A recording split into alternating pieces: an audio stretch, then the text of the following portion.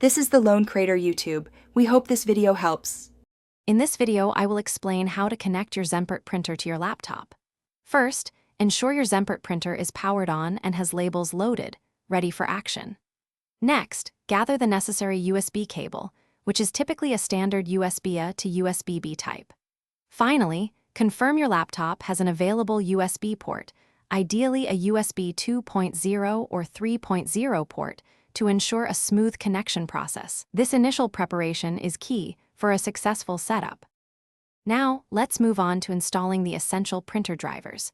You can usually find the Zenpert printer driver on the included installation CD or by visiting the official Zenpert website. Make sure to download the correct driver version that is fully compatible with your laptop's operating system, whether it's Windows or Mac OS. Carefully follow the on-screen instructions to complete the driver installation process, which typically takes only a few minutes. With the drivers installed, it's time to make the physical connection.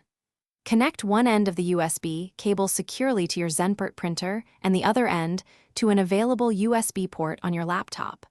Once connected, open your laptop's printer settings to confirm that the Zenpert printer is recognized and listed.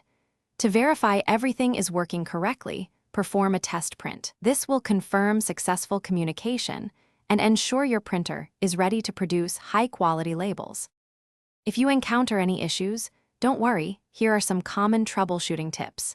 If your printer isn't recognized, try connecting it to a different USB port on your laptop or using an alternative USB cable.